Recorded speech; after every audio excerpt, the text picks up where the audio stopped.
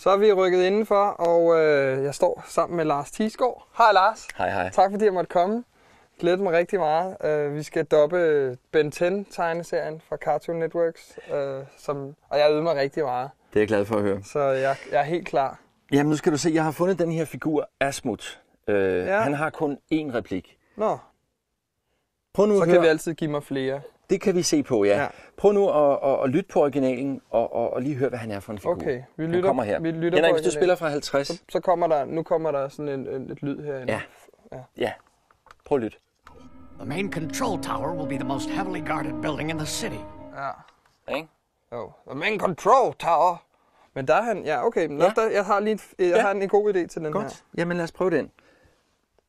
Okay. På 50. Ja. Hovedkontoret vil være den stærkest bevogtede bygning i byen.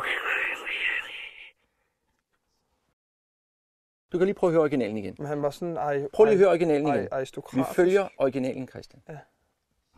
The main control tower will be the most heavily guarded building in the city. Lad os gå ind på 50. Hovedkontroltårnet vil være den stærkest bevogtede bygning i byen. Ja, okay. Altså det er vigtigt for det første, at man kan forstå, hvad du siger, og så er det vigtigt, at du ikke laver de der lyde. De er der ikke. Du skal kun sige Det er fordi, han har de der tråde om munden. Ja, men glem nu det, fordi alle lydene ligger på tegnefilmen. Så hvis du bare holder dig til at sige det, der står. Ja. Altså, du skal mere ned og finde noget, der ligesom... Hovedkontroltårnet vil være den stærkest bevogtede bygning i byen. Hovedkontroltårnet vil være den stærkeste bevogtede bygning i byen.